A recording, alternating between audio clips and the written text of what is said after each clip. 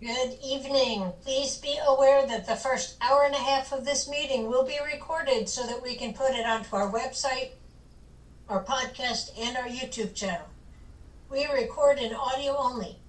Feel free to use the podcast on our website along with your big book as a resource if you missed the study portion of the meeting. The study portion is also listed on the website so that you can follow along. Tonight we start a new chapter.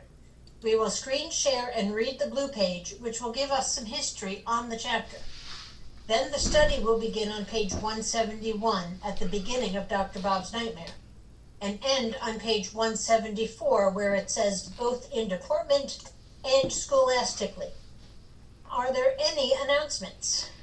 Good evening, family. My name is Jamie, very grateful recovered alcoholic, and I just posted the flyer for the District 4041 Joint PI and CPC Committee workshops that we're having this Saturday. So you can Zoom in if you like, if you'd like to know more about public information or cooperation with professional community.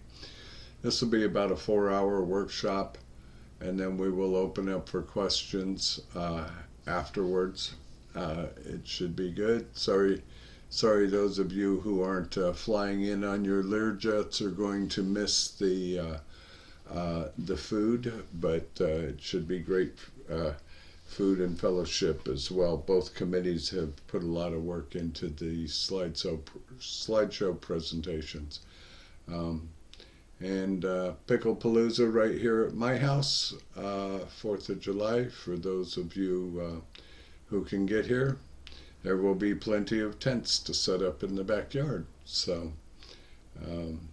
more food, fun, and fellowship. And that's all I got for you right now. And good evening, family. Again, my name is Jamie, very grateful recovered alcoholic. Welcome to the Lewisburg Primary Purpose Big Book Study Group.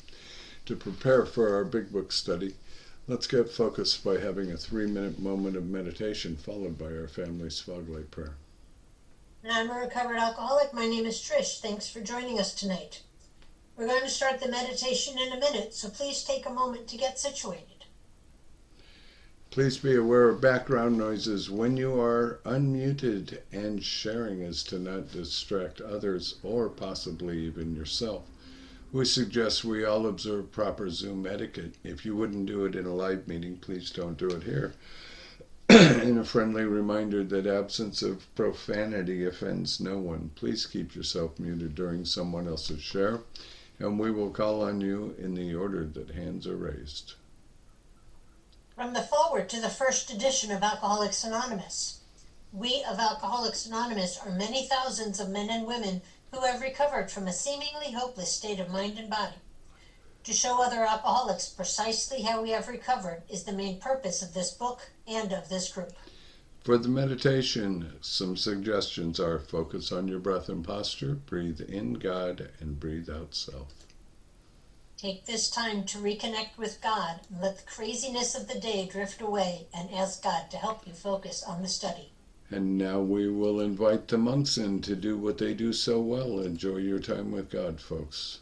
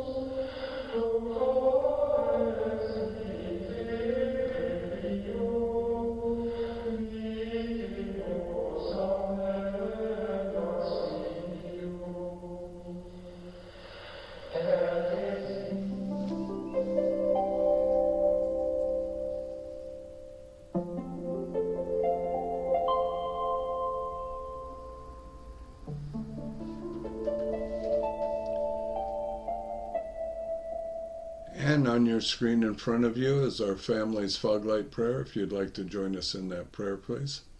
God, let your love shine through us like a fog light, so that those that are lost, sick, and dying can find your love through us. Amen. And let's have our secretary's report. Come on in, Aaron. Thank you. Hi, my name is Aaron, and I'm your recovered alcoholic secretary. I've asked Art to read the recovered statement. We read this notice to explain why many people in this group identify as recovered rather than recovering, and what it exactly means to be a recovered alcoholic. Take it away, Art. Good evening, everyone. My name is Art. I'm a grateful recovered alcoholic. And this is our recovered statement. We are not cured of alcoholism. Recovered but not cured. That presents a conflict to some alcoholics. If we were cured, we would be able to drink responsibly. No, we are not cured. The allergic reaction to alcohol will remain with us for a lifetime. But we have been restored to sanity. That was the problem. The main problem of the alcoholic centers in his mind rather than in his body. Page 23. We are now sane where alcohol is concerned. Consequently, we have recovered. Thank you very much, Art. And thank you for joining us tonight. We meet every Tuesday starting at 5:30 p.m. Central Time with the Gerbo Fellowship page, where we chatter for an hour before the start of the meeting. And feel free to bring side dishes to share with the buzzards. Our Big Book study starts promptly at 6:30 p.m. Central Time, and we ask that you be courteous and ready to begin at the sound of the foghorn. We take our Big Book study seriously. Because of this, the chat will be disabled during the study. In the 1940s, when the only elements to sobriety were God, a big book, and one recovered alcoholic working with an untreated alcoholic, the success rate was as follows. From the forward to the second edition of Alcoholics Anonymous, page XX, of alcoholics who came to AA and really tried, 50% got sober at once and remained that way. 25% sobered up after some relapsed, and the remainder, those who stayed on with AA, showed improvement. Can we have a show of hands of people joining us for the first time? Welcome, Randy. Glad to have you. Welcome, Randy.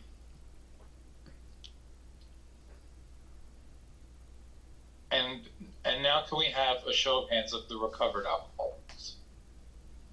These are your potential sponsors. Is anyone celebrating a milestone?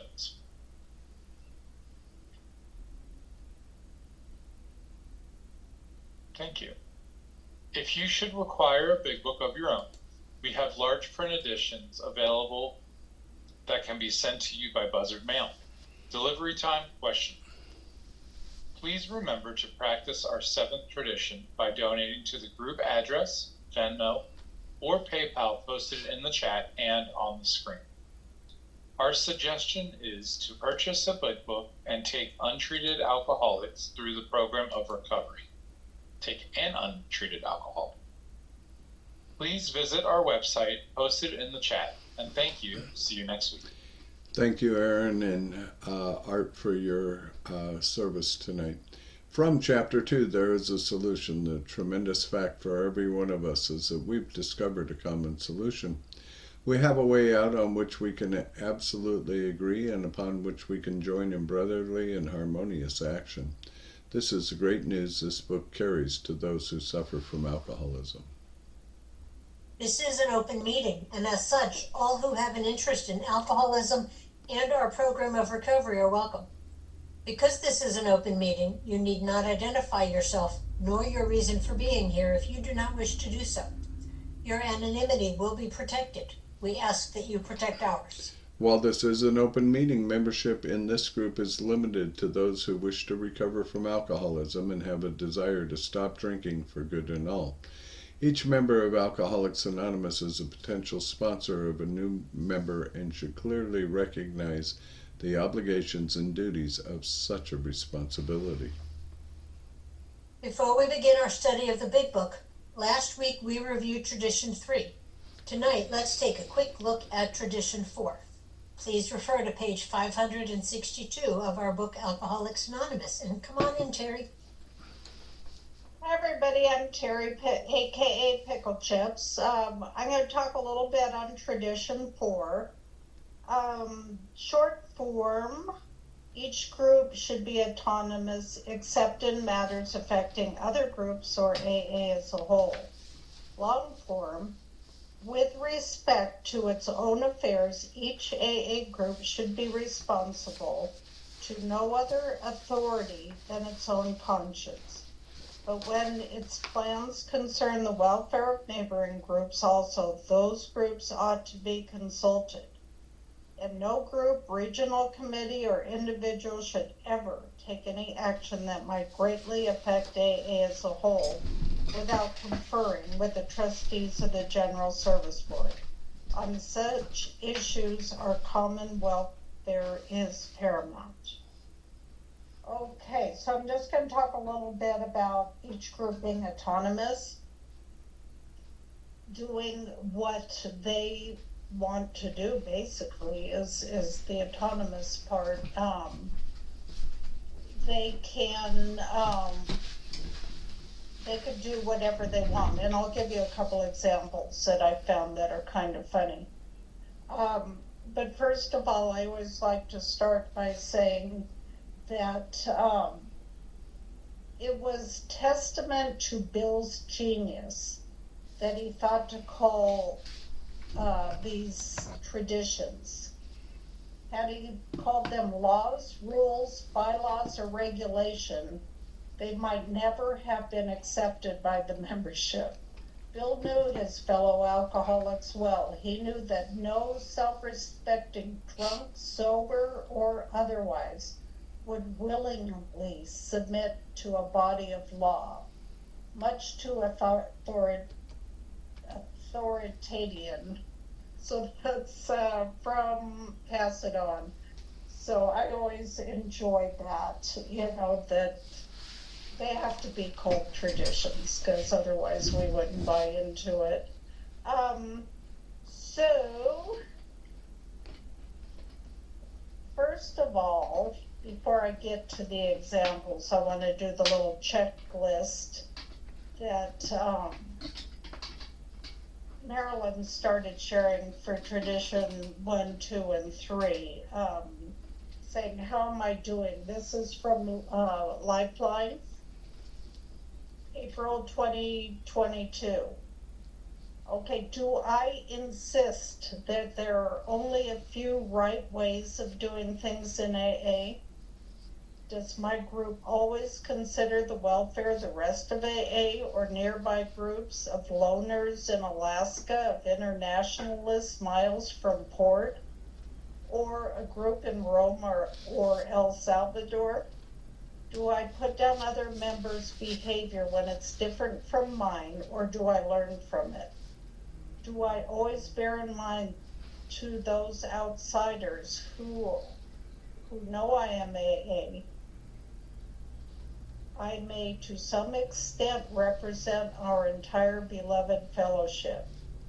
5, am I willing to help the newcomer go to any lengths, his lengths, not mine, to stay sober? And do I share my knowledge of AA tools with other members who may not have heard of them? I think our group's doing pretty good with this checklist, personally. Okay, and I like this example that I found in Language of the Heart, which talks about the history of AA. Okay, no overall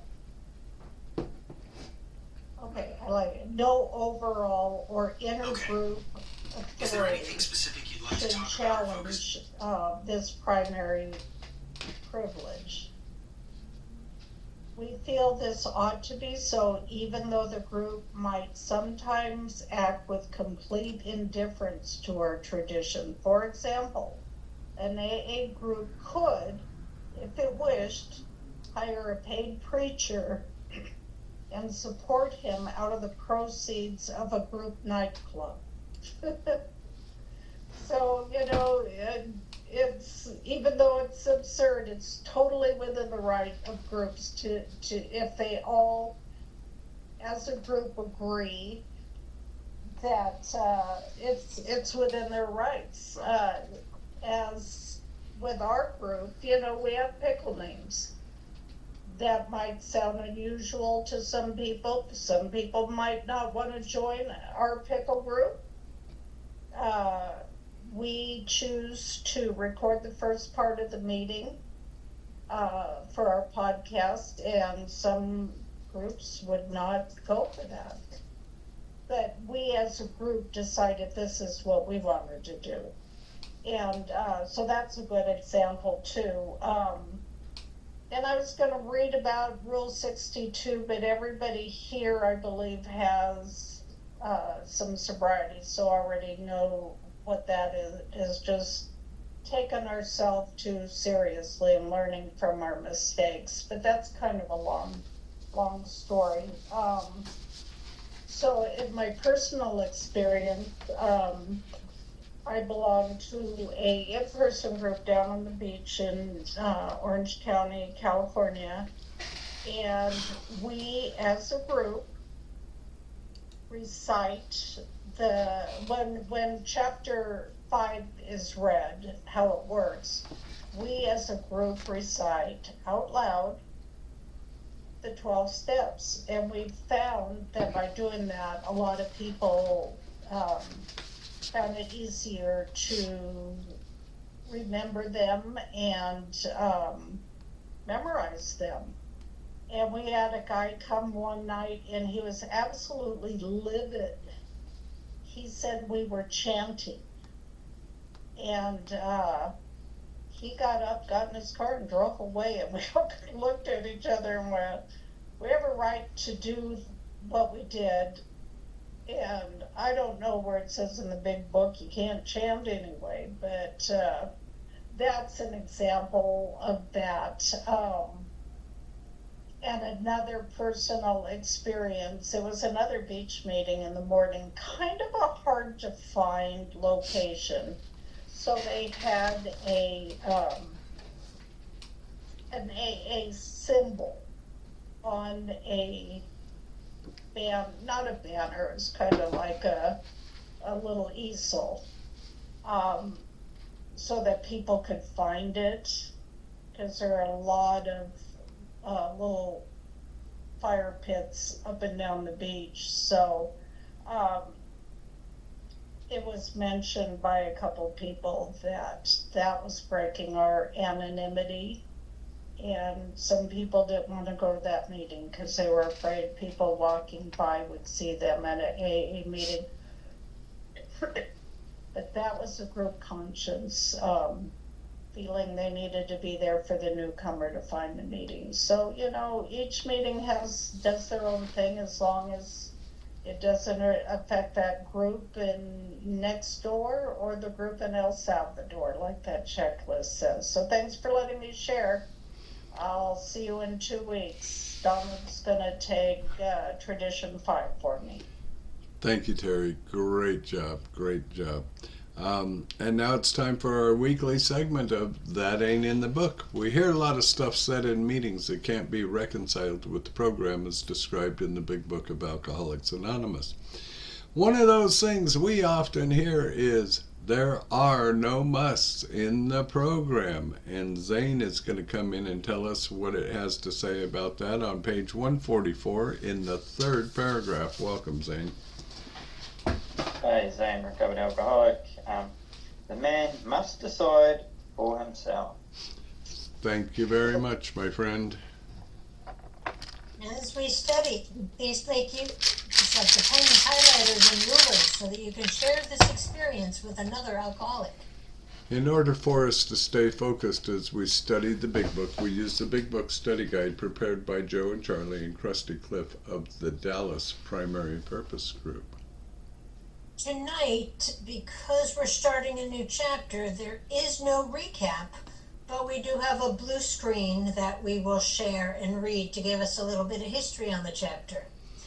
And that will then be followed by our study portion, which Lisa will read from the beginning of Dr. Bob's Nightmare on page 171, and it will end on page 174.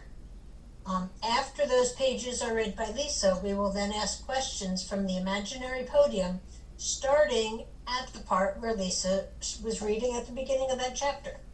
The answers will be one sentence unless otherwise specified, and multi-part questions are simply a one-sentence answer split up by commas, semicolons, hyphens, and other fun bits of punctuation. Basically, in English, what that means is we are going to read the material once through and then dissect the information a second time through the question and answer format. Notice how the language in the question gives us a new light in which to consider the study material. This is important because hearing the question and rereading the content offers a definite way of comprehending the material covered. After we have completed the study, we'll open up for comments, questions, and observations based on what was just read. If you have spiritual experiences with this information, you are free to share. Please keep your share on topic and under 5 minutes. At the 5-minute mark, you may hear a timer beep to let you know that your time is finished and to wrap up that thought that you're on. However, Big Book study is not therapy should you begin sharing on topics which are more appropriately discussed in a different setting with your sponsor, for example. Please do not be offended when we cut that conversation short and send the buzzards nipping at your heels. For that purpose, we have fellowship meetings before and after our study time. You can never go wrong by commenting on the pages studied, which brings us to the words of one of the co-founders of Alcoholics Anonymous. Sobriety, freedom from alcohol, through the teaching and practice of the 12 steps, is the sole purpose of any Alcoholics Anonymous group. And how we arrived at this point. Well, we didn't wake up today and just decide we were going to read Dr. Bob's story tonight. This is a 94-week Big Book study from beginning to end.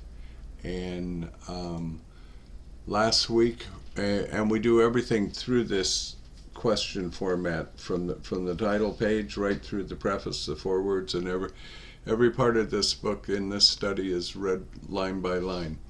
So last week we closed out the first 164 pages and finished chapter 12 of Vision for You. Tonight we will be going into Dr. Bob's Nightmare, and we're going to spend probably 4 weeks here in this chapter, something like that, in this story, and then if my math is right, then we're going to do 2 weeks worth of the traditions, and we will close out week 94. I guess we have 6 more weeks. Week 94 with the spiritual experience for a 4th and final time. So tonight we are on week 88. Some of you have come into this book study partway through this. Others have been here for many years and are about to complete our 3rd time through this book study, which we've been doing for 5 years now. And I hope that each and every person here finds something that they want out of what we have to offer, and will continue to come back week after week. So that's it. Trish has one more thing to share. Before we read the blue page, we will need 5 or 6 spiritual hands raised if you would like to be one of our answer readers. And just a reminder, please be aware that the first hour and a half of the meeting is recorded so we can put it onto our website and onto our YouTube channel. Thank you, Trish. And now on with the blue page. Let me get to it here. And this is right out of the study guide, folks. There you go, Trish. So the blue page, or the introduction to Dr. Bob's Nightmare, says, read the introduction to Dr. Bob's Nightmare. Again, and it's referring back to when we were starting Bill's story, we will be looking for the me too and the yes, that is the way it was with me. But we will also be given a very strong lesson in our primary purpose at the end of his story. It is a very powerful message. Dr. Bob's Nightmare is the story of AA co-founder Dr. Bob.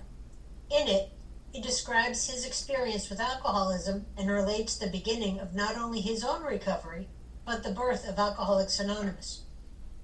His story can be found in all editions of the Big Book. And the introduction to the story reads, a co-founder of Alcoholics Anonymous. The birth of our society dates from his first day of permanent sobriety, June 10th, 1935. To 1950, the year of his death, he carried the AA message to more than 5,000 alcoholic men and women, and to all those he gave his medical services without thought of charge.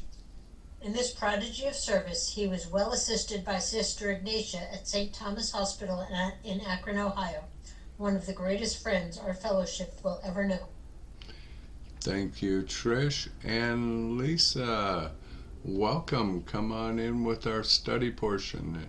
And folks, this is where we'll be coming right back to when we go to the questions. Hi everybody, I'm Lisa, I'm an alcoholic. Dr. Bob's Nightmare, a co-founder of Alcoholics Anonymous. The birth of our society dates from his first day of permanent sobriety, June 10th, 1935. To 1950, the year of his death, he carried the AA message to more than 5,000 alcoholic men and women, and to all these he gave his medical services without thought of charge. In this prodigy of service, he was well assisted by Sister Ignatia at St. Thomas Hospital in Akron, Ohio, one of the greatest friends our fellowship will ever know. I was born in a small New England village of about 7,000 souls. The general morale standard was, as I recall it, far above the average. No beer or liquor was sold in the neighborhood, except at the state liquor agency, where perhaps one might procure a pint if he could convince the agent that he really needed it. Without this proof, the expectant purchaser would be forced to depart empty-handed with none of what I later came to believe was the great panacea for all human ills.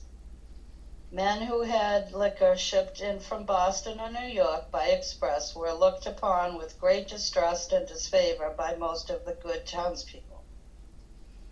The town was well supplied with churches and schools in which I pursued my early educational activities.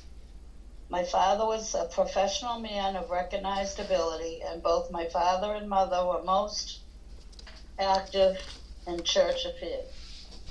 Both father and mother were considerably above the average in intelligence.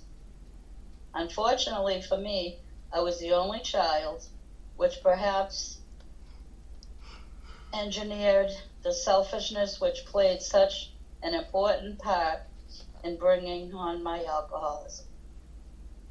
From childhood through high school, I was more or less forced to go to church. Sunday school and evening service, Monday night Christian Endeavor, and sometimes to Wednesday evening prayer meeting. This had the effect of making me resolve that when I was free from parental domination, I would never again darken the doors of a church. This resolution I kept steadfastly for the next 40 years, except when circumstances made it seem unwise to absent myself. After high school came 4 years in one of the best colleges in the country, where drinking seemed to be a major extracurricular activity. Almost everyone seemed to do it. I did it more and more and had lots of fun without much grief, either physical or financial. I seemed to be able to snap back the next morning better than most of my fellow drinkers, who were cursed, or perhaps blessed, with a great deal of morning after nausea. Never once in my life have I had a headache, which fact leads me to believe that I was an alcoholic almost from the start. My whole life seemed to be centered around doing what I wanted to do, without regard for the rights, wishes, or privileges of anyone else, a state of mind which became more and more predominant as the years passed. I was graduated summa cum laude in the eyes of the drinking fraternity, but not in the eyes of the dean. The next 3 years I spent in Boston, Chicago, and Montreal in the employ of a large manufacturing concern selling railway supplies, gas engines of all sorts, and many other items of heavy hardware. During these years, I drank as much as my purse permitted, still without paying too greatly a penalty. Although I was beginning to have morning jitters at times, I lost only a half day's work during these 3 years. My next move was to take up the study of medicine. Entering one of the largest universities in the country, there I took up the business of drinking with much greater earnestness than I had previously shown. On account of my enormous capacity for beer, I was elected to membership in one of the drinking societies and soon became one of the leading spirits. Many mornings I have gone to classes and even though fully prepared, would turn and walk back to the fraternity house because of my jitters, not daring to enter the classroom for fear of making a scene should I be called on for recitation. This went from bad to worse until sophomore spring, when, after a prolonged period of drinking, I made up my mind that I could not complete my course, so I packed my grip and went south to spend a month on a large farm owned by a friend of mine. When I got the fog out of my brain, I decided that quitting school was very foolish and that I had better return and continue my work. When I reached school, I discovered the faculty had other ideas on the subject. After much argument, they allowed me to return and take my exams, all of which I passed creditably. But they were much disgusted and told me they would attempt to struggle along without my presence. After many painful discussions, they finally gave me my credits, and I migrated to another of the leading universities of the country and entered as a junior that fall. There, my drinking became so much worse that the boys in the fraternity house where I lived felt forced to send for my father, who made a long journey in the vain endeavor to get me straightened around. This had little effect, however, for I kept on drinking and used a great deal more hard liquor than in former years. Coming up to final exams, I went on a particularly strenuous spree. When I went in to write the examinations, my hand trembled so I could not hold a pencil. I passed in at least 3 absolutely blank books. I was, of course, soon on the carpet, and the upshot was that I had to go back for 2 more quarters and remain absolutely dry if I wished to graduate. This I did and proved myself satisfactory to the faculty, both in deportment and scholastically. Thank you, Lisa. Well done. And now we are going to go right back to the beginning where Lisa started tonight. And our batting order tonight will be Kenny, Aaron, William, Donald, Larry, and Zane. So all of you can unmute.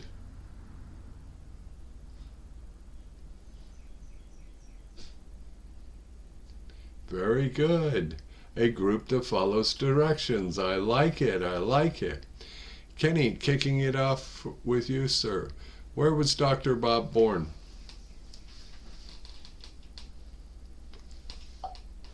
I was born in a small New England village, about 7,000 souls. Thank you. Aaron, welcome.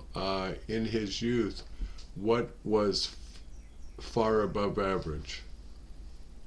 The general moral standard was, as I recall it, far above the average. Thank you. William, what beer and liquor, were beer and liquor readily available? No beer or liquor was sold in the neighborhood, Keep going. except that the state liquor agency will perhaps one night procure the paint if he could convince the agency that he really needed it.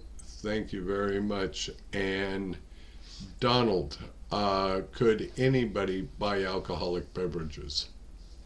The toughest proof, the expectant purchaser would be forced to depart empty-handed, with none of what I later came to believe was the great panacea Thank for you. all human ills. Thank you. And Trish will be coming in with a few comments as well. And the first is a definition. Panacea means a cure-all, a remedy for all ills or difficulties. Or as they used to say back in them cowboy days, snake oil. Let's see. So, Larry, how were the men who had booze imported looked upon? Men who had liquor slipped in from Boston or New York by express were looked upon with great disgust and disfavor by most of good townspeople. Thank you. Zane, what facilities were plentiful in town? Sorry, I got lost. Starts with the town was well. The town was well supplied with churches and schools in which I pursued my early educational activities. Thank you. Kenny, coming back to you. How did he describe his parents? My father was a professional man of recognized ability, and both my father and mother were most active in church affairs. Thank you. Aaron, coming to page 172, and this is your question. What about his parents' IQ? Both father and mother were considerably above the average in intelligence. Thank you. William, two-part question. A, what did he consider to be an unfortunate situation? And B, what did he suspect it produced? Unfortunately for me, I was the only child who perhaps engendered it. The suffering which played such an important part in my brain on my alcoholism. Thank you. And third definition, engendered means caused or created. Thank you, Trish. And Donald, in his early years, what was he forced to do? From childhood through high school, I was more or less forced to go to church, Sunday school, and evening service, Monday night Christian Endeavor, and sometimes to Wednesday evening prayer meeting. Thank you. And Larry, what effect did this have on him? This had the effect of making me resolve that when I was free from parental domination, I would never again darken the doors of a church. Thank you. Zane, was he a man of his word?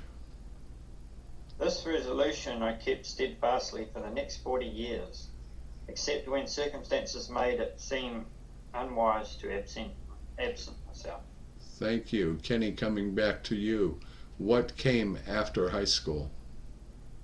After high school came 4 years in one of the best colleges in the country where drinking seemed to be a major extracurricular activity. Thank you. Aaron, was he in the minority? Almost everyone seemed to do. Thank you. William, how was his drinking? I did it more and more, and I had lots of fun without much grief. Little more. 3 more words. Either physical or financial. 4 more words. My apologies. Donald, what was he able to do that was better than most? Okay, man. I guess we lost Donald. So Zane. Oh no, I'm hearing stuff. I Oh. just didn't hear you. I didn't know who it was. I've got my head in. So I seem to be able to snap back the next morning better than most of my fellow drinkers, who were cursed, or perhaps blessed, with a great deal of morning after nausea. Thank you. Zane, 2-part question. A, what did he never have? And B, therefore he believed what? Never once in my life have I had a headache, which in fact leads me to believe that I was an alcoholic almost from the start. Very good. And Kenny, 2-part question. A, what was his life centered around? And B, without regard to what? My whole life seemed to be centered around doing what I wanted to do without regard for the rights and wishes or privileges of anyone else. A state of mind which became more and more prominent as the years passed. Thank you. Aaron, with what distinction did he graduate? I was graduated summa cum laude in the eyes of the drinking fraternity, but not in the eyes of the dean. Thank you. William, where was he and what did he do for the next 3 years? The next 3 years, I spent in Boston, Chicago, and Montreal in the employ of a large manufacturing concern selling railway supply gas engines of all sorts and many of other items of heavy hardware. Thank you. And Donald, what did he do during these years? During these years, I drank as much as my purse permitted, still without paying too much a penalty. Although I was beginning to have more morning jitters at the time. Thank you. And Larry, how many days' work did he lose during those 3 years due to drinking? I lost only a half day's work during those 3 years. Thank you. Zane, what was the next thing he did? My next move was to take up the study of medicine, entering one of the largest universities in the country. Thank you. Kenny, coming back to you. Besides studying medicine, what else did he do? Yeah, I took up the business of drinking with much greater earnestness than I had previously shown. Thank you. Aaron, 2-part question. A, to what was he elected? And B, did he do well in that social group? On account of my enormous capacity for beer, I was elected to membership in one of the drinking societies, and soon became one of the leading spirits. I'm sure. William, what did he experience on many mornings? Many mornings I have gone to classes, and even though fully prepared, would turn and walk back to the fraternity house because of my jealousy. Keep going. Okay. Oh, I'm sorry. Not daring to enter the classroom for fear of making a scene should I be called on for the citation. Thank you. Have you experienced this on many mornings? Donald, two-part question. How did his sophomore year go? And B, since he found himself in trouble, what did he do? This went from bad to worse until sophomore spring, when, after a prolonged period of drinking, I made up my mind that I could not complete my course. So I packed up my grip and went south to spend a month on a large farm owned by a friend of mine. Have you ever moved in hopes that things would get better? And Larry, two-part question. A, after he dried out, what did he think? And B, what did he do? When I got out of the fog out of my brain, I decided that quitting school was foolish and that I had better return and continue my work. Thank you. Zane, did he have trouble getting back into school? When I reached school, I discovered the faculty had others on the subject. Thank you. Kenny, coming back to you, sir. What was he able to do? After much argument, they allowed me to return and to take my exam, all of which I passed creditably. Aaron, was the facility excited to have him back? Faculty, sorry. But they were much disgusted and told me they would attempt to struggle along without my presence. Thank you. William, what was he forced to do? After many painful discussion, they finally gave me my credits, and I migrated to another of the leading university of the country and entered as a junior that fall. Thank you. And Donald, two-part question. What had his, A, had his drinking progressed, and B, who went to a lot of trouble, to try and help him? But there my drinking became so much worse that the boys in the fraternity house where I lived felt forced to send for my father, who made a long journey in the vain endeavor to get me straightened around. Thank you. Larry, how successful was his father's efforts? This had a little effect, however, for I kept on drinking and used a great deal more hard liquor than in former years. Thank you. Zane, with final exams coming up, what did he do? Coming up on our exams, I went on a partially strenuous spree. Thank you. Kenny, coming back to you, what problem did he experience as a result of his spree? When I went to write the examination, I had trouble so I could not hold a pencil. Have you ever trembled as severely? Aaron, what did he turn in for his tests? I passed in at least 3 absolutely blank books. William, two-part question. A, as a result of what was he forced to do? And B, what requirement was placed on him? I was, of course, soon on the carpet, and the upshot was that I had to go back for 2 more quarters and remain absolutely dry if I wish to graduate. Thank you. And Donald, you get the final question of the night. Was he successful? This I did, and proved myself satisfactory to the faculty, both in deportment and scholastically.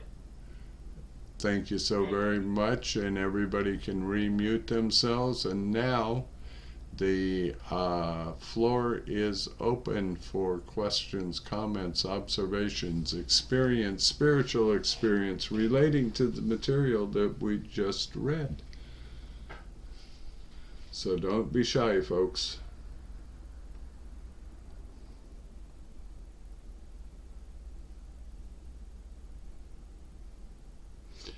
Come on in, Zane. Yeah, hi Zane, recovered alcoholic. Yeah, it was great to look at Dr. Bob's nightmare, or to go through that again. Got to learn what panacea means. I underlined it. I was going to look it up afterwards, and there was a comment about it, so that was good. But yeah, I underlined a bit here. I did more and more. I did it more and more, and had lots of fun without much grief. And that's what it was like at the beginning. I had lots of fun getting drunk. Even though I don't remember it, it was fun. The next part is, my whole life seemed to be this, centered around doing what I wanted to do without regards to the rights, wishes, and privileges of anyone else. A state of mind which became more and more predominant as the years passed. And that did sort of become a working part of the mind. And it still can be today if I'm not spiritually fit. I can easily sort of jump back into those old traps, I guess, if you will, the mind, and become that person. But I'm just grateful that there is a solution, and AA has given me that. I drank as much as my purse permitted. I would drink, every dollar I had would go into booze. Every dollar I could find, and I would try to get as much as I could out of it. I was more of a, bargain drinker, I guess. What can I get for the most out of what little money I have?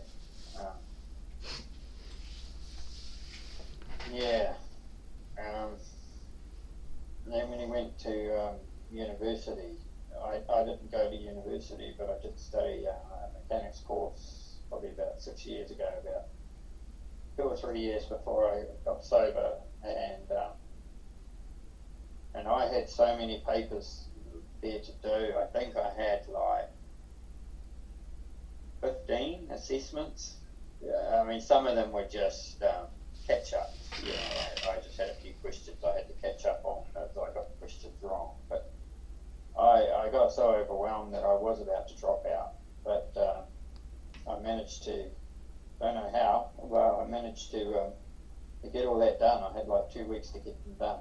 And I got them all done, and I got my certificate. But that's about as far as I went. All I did was get the certificate. I never actually got myself into action to go and get a job or an apprenticeship. And now, but yeah, I managed to pass them all. So that kind of relate to Dr. Bob there. And yeah, that's enough for me. Thank you. Thanks, Zane. Glad you're here. And before Terry comes in, Trish read it earlier, but I'll repeat it again. Panacea means a cure-all, a remedy for all ills or difficulties. That's why I said back in the early Wild West, they were selling snake oil. Come on in, Terry. Welcome. Everybody. Just a couple things on this. I have to commend Dr. Bob on his persistence. Just keep going. I know for me personally, by the time I went back to college to stay, I was 45 years old. And after many years, I had 9 units that's it. Because I would get to the point where things were tough for me, or they interfered with my drinking in the early days. I just quit, and I never completed anything. So I really admire that Dr. Bob was able to complete things, because a lot of people that I know had trouble, like me, completing tasks.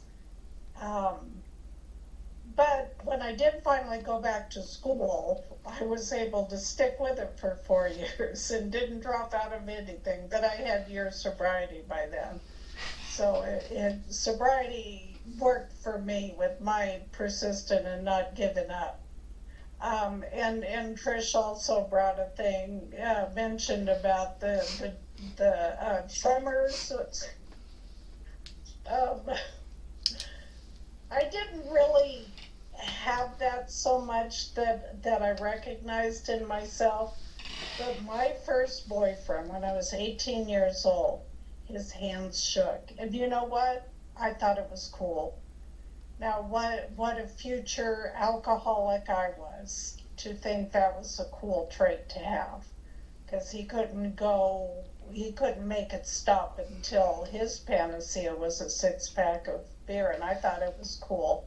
How sad is that? Anyway, that's how I was as a budding young alcoholic woman. That's all I got. Thanks. Thanks, Terry. Glad you're here, my friend. Brian, welcome. Good to have you tonight. Come on in. Hello, Brian, alcoholic. Reading it. Whoops, Brian, I'm sorry, I accidentally muted you. I went to lower your hand. Unmute again. My apologies. No problem. Yeah, I was just reading this chapter. I had to check the name because I thought, who put my story in here? And it was, college is where my drinking really started. I didn't really drink in high school or anything like that. I never drank in high school. I went to a Catholic high school, so a lot of the people that made up the school came from different towns and whatnot. So I didn't do a lot of hanging out after school because, my parents worked up north and, they wouldn't be able to pick me up and stuff and whatever. So I basically was pretty much in the house, after school. But when I got to college, like Dr. Bob said, I just threw off all regard, for anybody's wishes. It was like, I'm on my own. I could do what I want to do. And drinking is what I did. And I drank for a good about a year and a half until I failed out of, my first school. Then I thought maybe school wasn't for me. Maybe I'm just not meant to be in school. And then I enrolled in a 2-year community college, and I did pretty well there. Was on the dean's list and stuff like that. Kind of got my act together. And then I went on to another 4-year institution and joined a fraternity and, continued drinking and got through most of that, but I failed. I had like 2 classes and went a couple years of just working and then, finally got my degree in like 2011. I started in 2001. But, it was just like hearing this story and, the times that he left and went back and, it just really spoke to me. My first year of college was straight drinking. I was doing papers the morning of that they were due. I was cramming for tests, oversleeping, missing class, showing up to class. I was still hungover, drunk, barely getting through or falling asleep in the classroom. That was a mess, an absolute mess. And I had some great times, for sure. I don't remember them now. It's been so long. So was it worth it? No, I would say probably not. But at the time, it was like, well, at least I had some really good times with good people. That's how I justified it. This really definitely spoke to me because that was my beginning. That's when I started drinking, was that first year of college. And, and I just drank with no regard to what my parents would think, about me failing out of school. Or, even my extended family, what they would think about it. there's no regard for anything except I want to have a good time, you know, and felt like an adult because I could drink. And, you know, it was just very foolish, but yeah, that's it for me. Thank you. Thank you, Brian. Glad you are with us tonight. Thanks for coming in. Who is next?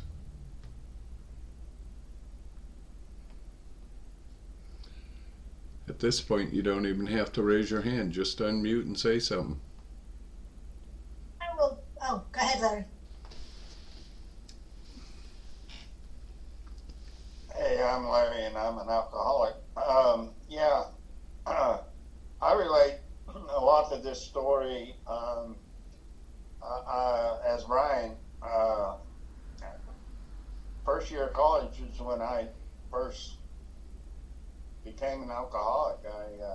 I discovered Bacardi 151, and brown liquor was my friend for the rest of my alcoholic career. It was my drink of choice. Finally, whiskey, and but that first year, I failed out first semester. They didn't tell me that I had to go to class to pass. I think I never went to class. I just drank and failed everything, and went home and signed up for an apprenticeship in pipe fitters, and I remember not making it that first time and got a job at a manufacturer's Oster and waited until I tried again, and I got into the apprenticeship program, and I started the apprenticeship program, and it worked great for my drinking career because they were all a bunch of alcoholics, and so I finished 4 years of apprenticeship actually, and I got my apprenticeship journeyman's book, and I went on the road, and I became, I started traveling, and then I decided, I was married, and I decided that wasn't for me, and I did some other things, but I ended up back on the road later in my drinking career, and went full force. And I remember that time because drinking was everything to me, and I remember just Dr. Bob, he would quit on things and he would never finish it. I remember, because my supervisor was getting on to me. I had a job for scuba diving, and I had been doing it for over 3 years in Las Vegas, and it made a ton of money for me. $70 an hour, $140 overtime, and it was the best job I'd ever had in my life. And my supervisor had been getting on to me because of my drinking. I was coming in with hangovers and scuba diving, and he could see that I was struggling when I would go under the water in the morning, and I was using too much oxygen,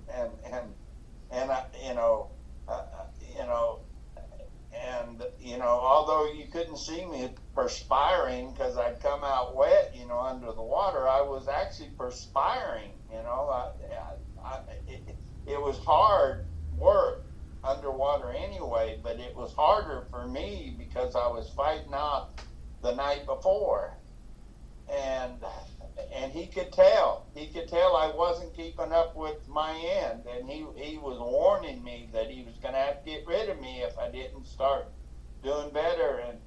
And so then they closed the job off for smokers, and that was it.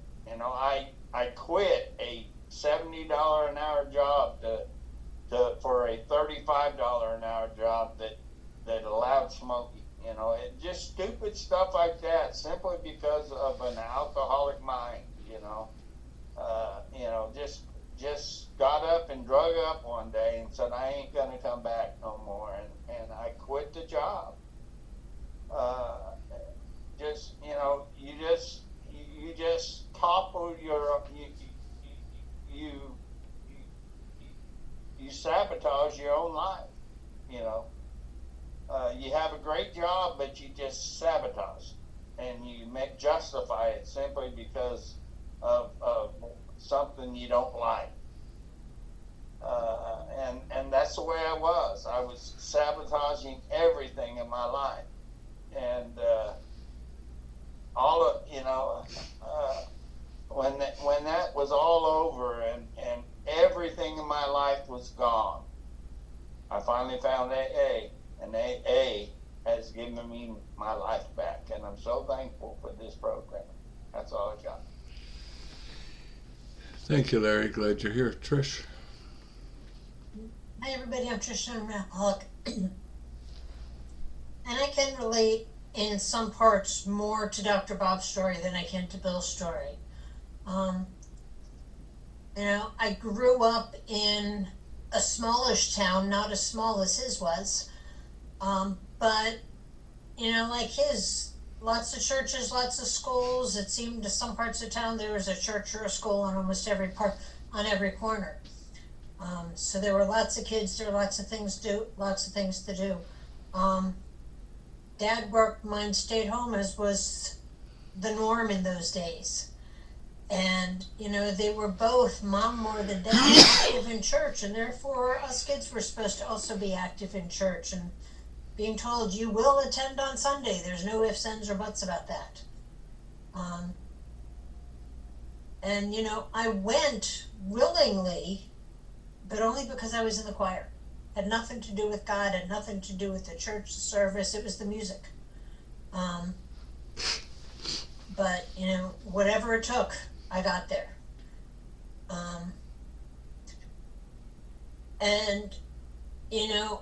High school was where I found drinking. And at that point, alcohol had already become my panacea, the answer to every problem. And from high school, I went to college, and that was, as one of the questions was, have you ever moved in hopes that things would get better?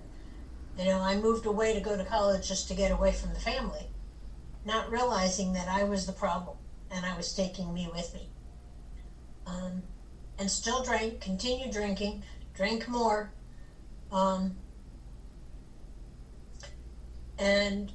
Like it said in his story, my life seemed to be centered around doing what I wanted to do. It didn't matter what the wishes, privileges, state of mind of anybody else was. I'm going to do what I want to do. Nobody's here to stop me.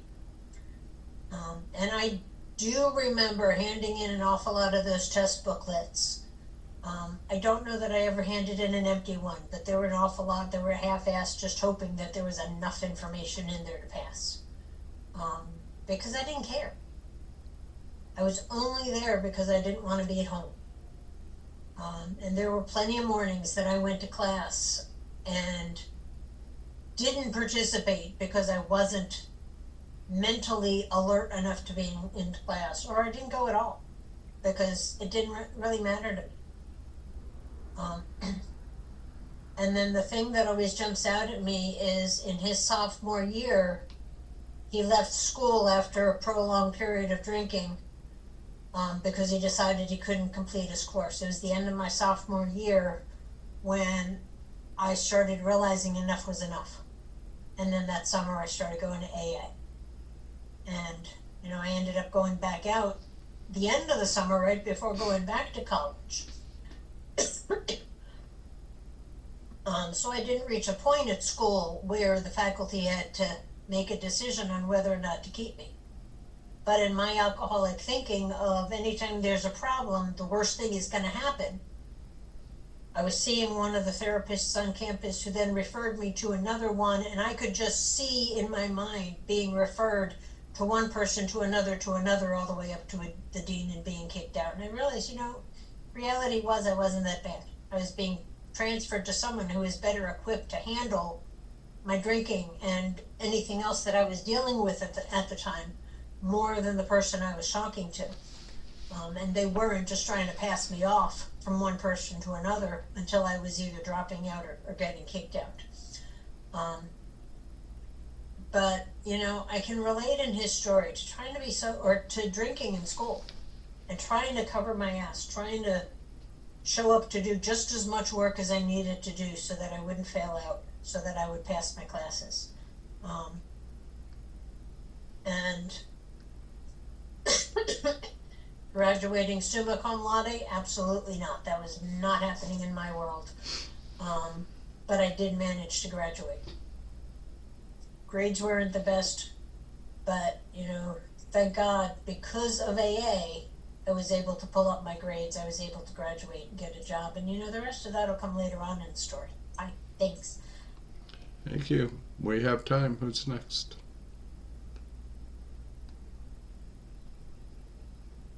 I clear my throat. Hello, everyone. My name's Donald, aka Gandalf the Red Pickle. And I'll tell you, so, after I started drinking, after I got out of the service, I went back to school. And guess what? I got to the point where I just had the evidence.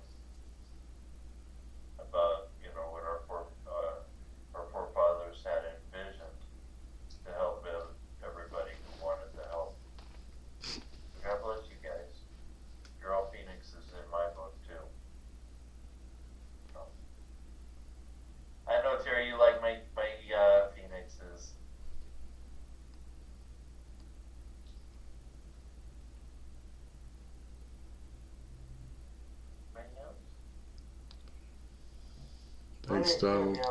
Hi, Timmy. I think I can relate to any story in this book. I was a real low bottom alcoholic from childhood. My family had a lot of different cultures, and that kind of molded me in who I am today. So I do not regret what it is. Because of those experiences, I get a help in all the things that I am able to do now. But it talked about how the small town and went to church 4 or 5 times a week. My mother was Irish Catholic, and so my grandfather, not knowing it until much later in life, was actually with the Irish mob. But he owned a bunch of bars, and my grandmother was my hero.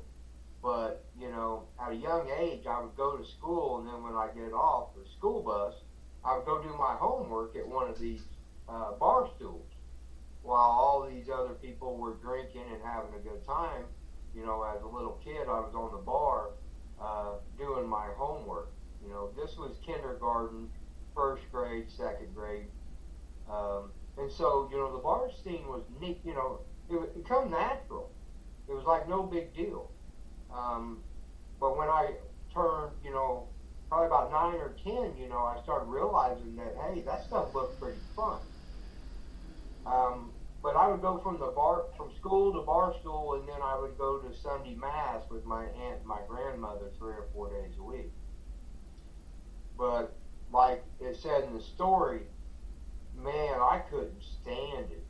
It drove me nuts. I would have to, get in these collared shirts, and they drive me crazy. But I knew that as soon as we get out of church, they would go on and do church things where I would get to go back to the bar, do my homework, and sip a drink. But if you fast forward a little bit to where they called on his father. Now, my mother was an Irish Catholic woman, but she was a single mother, which was against the rules as well. So we got a lot of hate in our own family on that side, but because of my drinking, at a young age, they thought it best to send me to my biological fathers, but not knowing that here he is, a 1%er biker. He just happens to live on a farm. The only thing they know of him is that he lives on a farm and he's a farmer. They don't realize he's a 1% biker. So my alcoholism, loved it. I got to go to my biological fathers, and I got to do anything and everything that I wanted. That included quitting school, just ripping and running. And here my mother and my Irish Catholic family thought that I was down here in Tennessee becoming the wholesome good old boy in the Bible Belt. But all those things,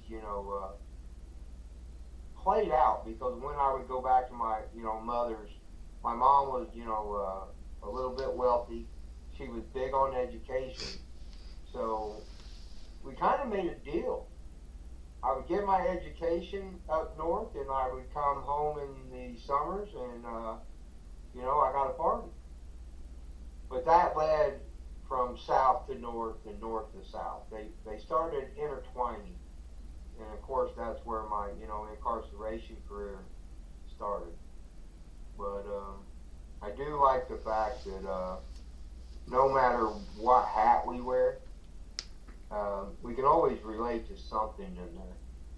But I think we all have a story, but the greatest story of them all is, I think it was even said in this meeting here, there's 11 chapters in the book, and the 12th one is ours.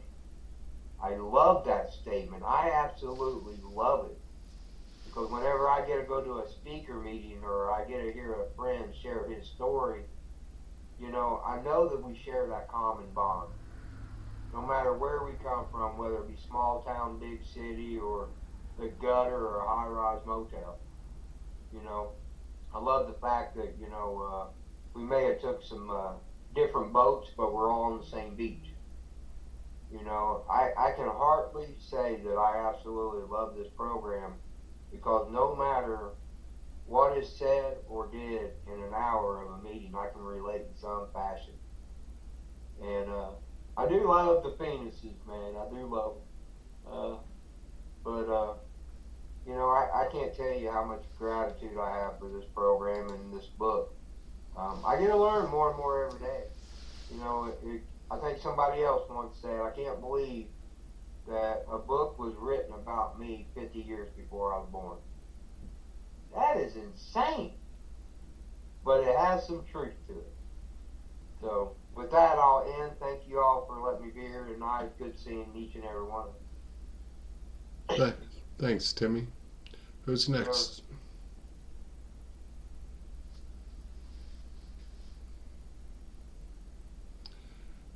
We have Lisa, William, Tracy, and Art.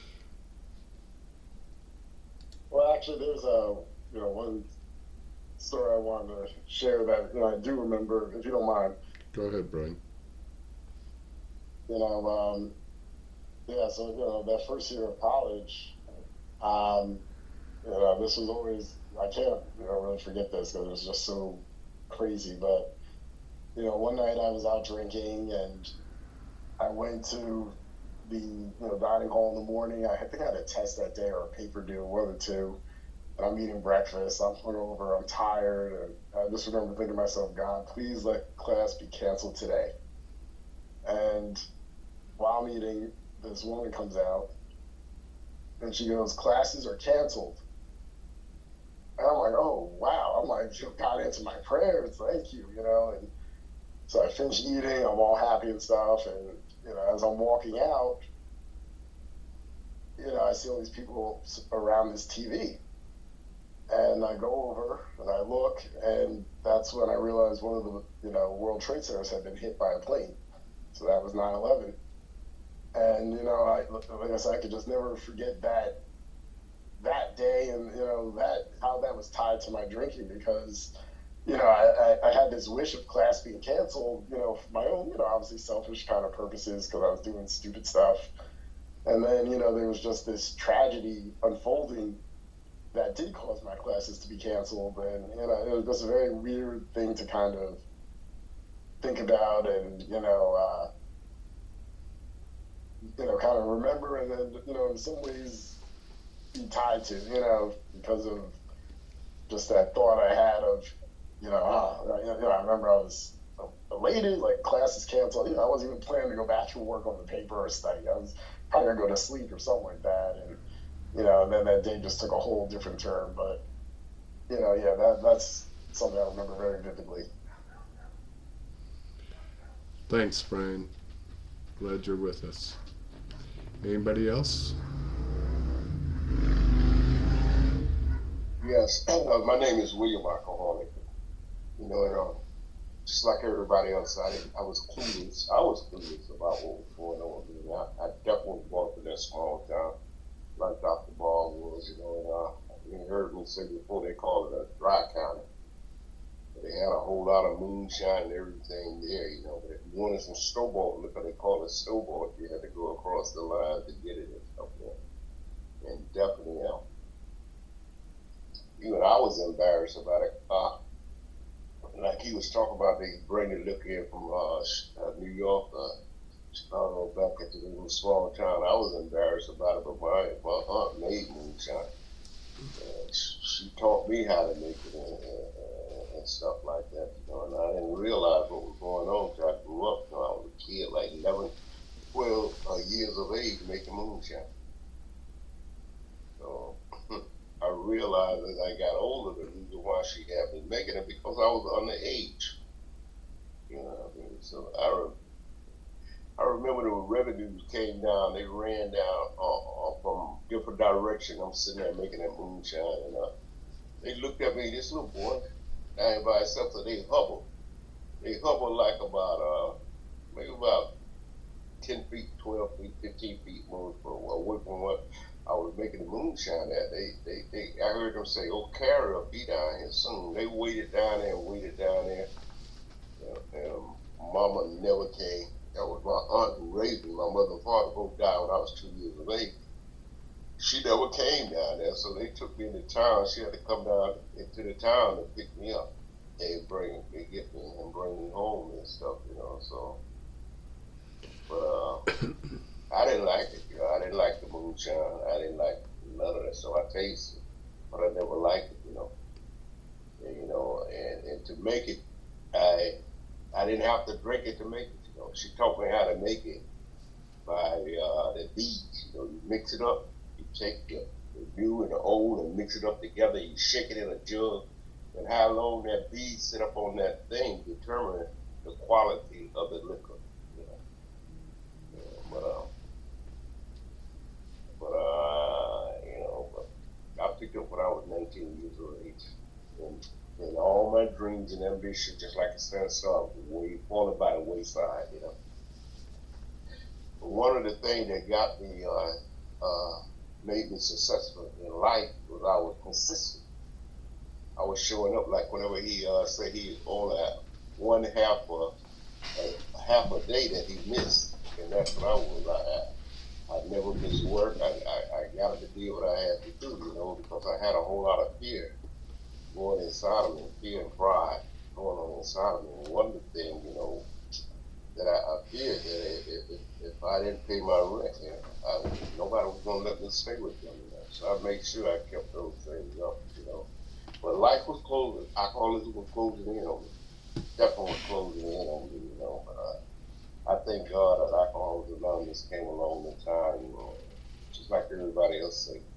When we started talking about alcoholism, I identified, but I couldn't see nothing until I started coming to AA, reading the literature and hearing other people share it. Then I began to see it. I thought it was the outside. It was the outside that was causing the problem. I found out here it was the thinking the inside stuff that was going on inside of me would cause the problems in my life and stuff. I began to get with the program, like Dr. Bob did for 15 years. He was sober and stuff. That it changed, helping others. So I'm grateful to be here. Grateful to have friends all over the world on Zoom who know what it is like to have alcoholism. I don't know much more to say, but I had some good things in life happen to me. And when I got sober, I began to say, why? And as I began to work through the steps, I see that my most thing, I was consistent. Even in school, I showed up. I may not got the best of grades, but I showed up, so it sort of helped. So that's it for me. Thank you. I was just sitting back and listening today, for some reason why I done got on this kick and listen, so I can hear more, at this stage of my sobriety. So thank you. Thank you, William. Glad you're here. Anybody else like to have an opportunity to come in?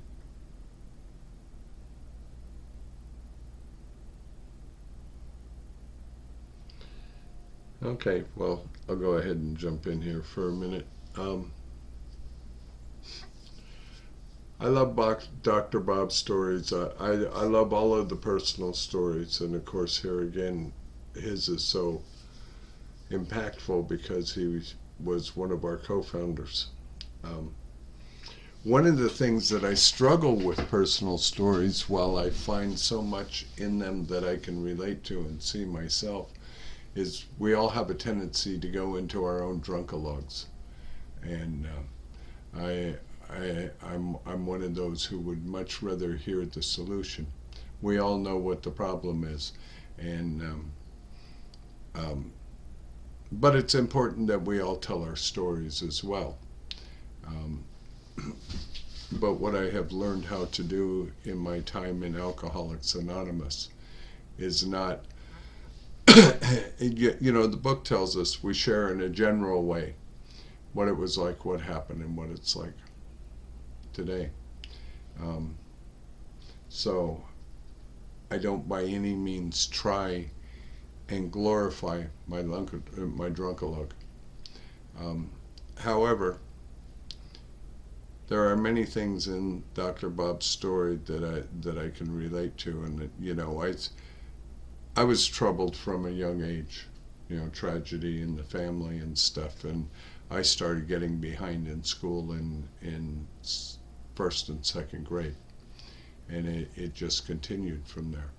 So, and I started drinking at a young age, at 10, and was actively in my alcoholism on a daily basis by the time I was 13. So, I go to morning class in school in 7th and 8th grade, and I generally make 1 or 2 classes, one home group, the other art, and then I would ditch the rest of the day and I'd go home and drink, so that I wasn't too trashed by the time Mom got home and found out that I'd been into her alcohol.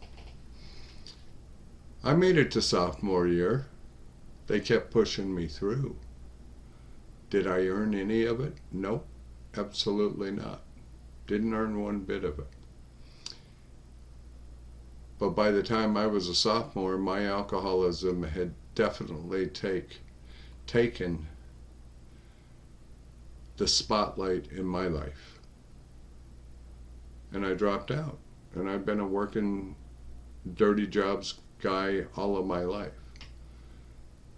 You see, alcoholism did not take away my ability to dream, but it most certainly took away my ability to accomplish my dreams. To this day, I still don't have a high school diploma. Does that make me proud? No. Just means I've been a working class fool all of my life. Maybe someday I'll have it, maybe someday I won't. But it does not change. That one way or another does not play a factor in my richness of spirit.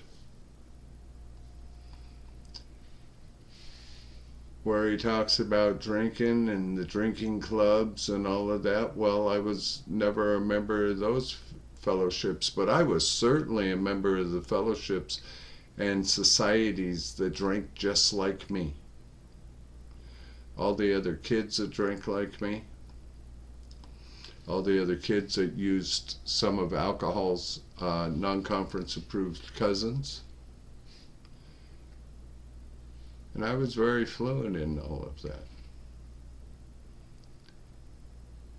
Drank myself out of every good job and every good career I ever had. Because alcohol took away my ability to perform. Before I got to Alcoholics Anonymous, while I knew alcohol was a problem, I didn't understand that I had a disease. Now I know I have a disease and I've got a solution for that disease. We all have a responsibility once we come to Alcoholics Anonymous. A responsibility to ourselves first and foremost. When we find our God, we have a responsibility to that higher power, that God. And we most certainly have a responsibility to other alcoholics for the next sick and suffering that comes through walking through the doors of Alcoholics Anonymous. And sometimes that sick and suffering might be somebody who's 25, 30, 40 years sober and living in untreated alcoholism. And though I may be many years younger than them in sobriety, I still have a responsibility to reach out when I see that they're in emotional pain. You know, Dr. Bob in just 15 years had an incredible achievement of carrying the message to over 5,000 alcoholics. And you got to remember, this deal was just 2 of them when they started out. Now, I'm not trying to set any records or anything like that. I have no idea if I've ever touched anybody's life in Alcoholics Anonymous, and I don't want to go through my life thinking that I have.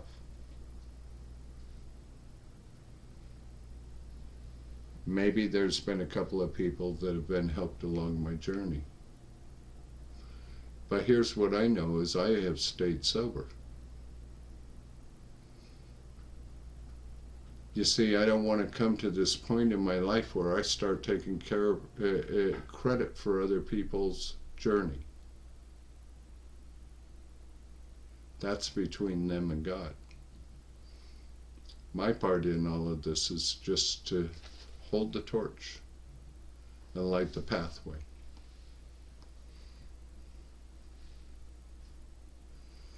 I don't like talking about my drunken log because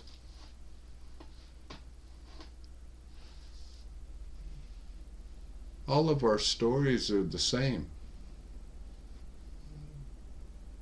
People might be a little different, the things we've done in life might be a little different, but it's the same story. It's got the same problem. And how do I know it's the same story? Because it brought each and every one of us sitting in this room tonight to Alcoholics Anonymous. So I don't need to look for the differences. I don't need to be in competition with anybody. I just simply need to carry the message of Alcoholics Anonymous. You know, I too, born and raised religiously, and didn't darken the doorway of a church for many, many years. Only when I had to. Have I ever experienced those jitters in the morning? Absolutely. Sometimes several times throughout the day. Again, it's looking for the similarities, not the differences.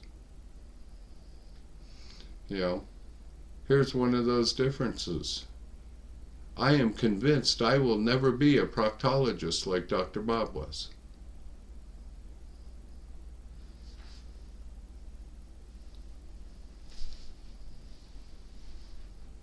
I will never live in 1935. That's not my experience. But my experience is the here and the now. You know, and I love the end of his story, the advice that he gives to us. And it's a powerful message for us to carry on the legacies of Alcoholics Anonymous. And yes, it is true. There are 11 chapters in our big book, and we just finished the 11th chapter last week. But the 12th chapter in your big book, in my big book, is in the process of being written right now. What's it going to look like? Has mine looked like I have fought this disease part of the way? Yeah. It's not really the disease that I have fought. It's not the desire to drink that I've ever had to fight. That was removed. What I've had to fight is the desire to live in selfishness and self-centeredness and self-will, like he described in his story.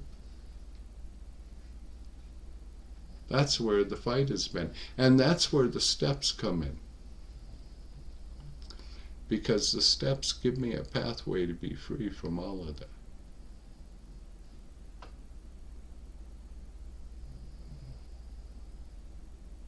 I don't know about you guys. Well, here, let's do this. Everybody, when they got to the rooms of Alcoholics Anonymous and they got told by somebody that they were getting granted from the pains of life and immunity from it, raise your hand. Yeah, I didn't think so. No one told me that would happen. What they told me is if I got a big book and I got a sponsor and I followed the directions in this book, that I'd never have to pick up another drink. And if I continue to do what it is that I have been blessed to do for the last I don't know, 12,670 days. Chances are real good I'll make it today 12,671.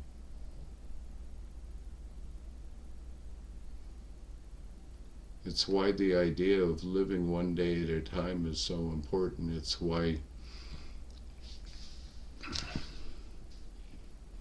not regretting the past nor wish to shut the door on it is so essential to us, because if we've done the work, it's not guilt, shame, and pain anymore. It's experience that we use, that God uses to help the man who's still sick. And Trish is going to come in and tell us what our 12-step prayer has to say right now. So thank you all for being here. Thanks, Jamie. So from page 164, our book is meant to be suggestive only. We realize we know only a little. God will constantly disclose more to you and to us. Ask Him in your morning meditation what you can do each day for the man who is still sick. The answers will come if your own house is in order. But obviously you cannot transmit something you haven't got. See to it that your relationship with Him is right, and great events will come to pass for you and countless others. This is the great fact for us. Abandon yourself to God as you understand God. Admit your faults to Him and to your fellows.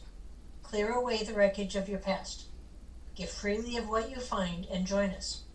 We shall be with you in the fellowship of the Spirit, and you will surely meet some of us as you trudge the road of happy destiny. May God bless you and keep you until then.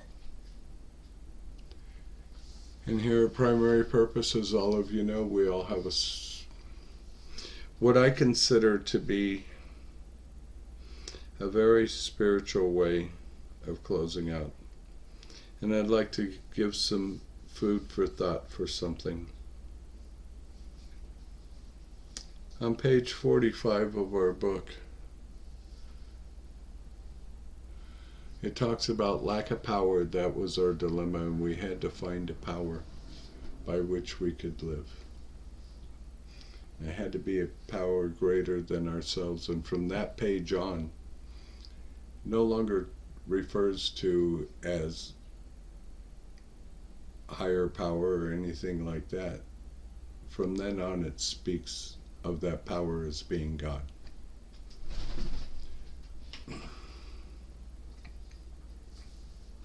We close out with the Lord's Prayer here. A lot of groups, because of their group autonomy, thank you, Terry, take issue with the Lord's Prayer because, oh my God, it's a religious prayer. So I want to present this idea to you. That the Lord's Prayer is a prayer of relationship. And it has our steps sprinkled into that prayer. And if you really break the prayer down, you will see some of our steps built into that. Or maybe our steps were built around the idea of what the Lord's Prayer has to suggest to us. So it's not only a prayer of relationship between us and God, but it's also a prayer of relationship amongst one another as well. Dr. Bob found his God and he became an extremely faithful man. It was the big book of Alcoholics Anonymous that brought my broken soul back to God.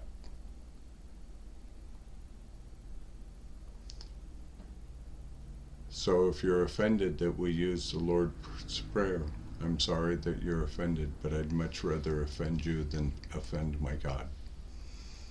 So that being said, we will raise our hands in true pickle fashion as we close out, so we can virtually hold hands together. And after a moment of silence for those who are still sick and suffering, please join me in the Lord's Prayer. Here's your moment.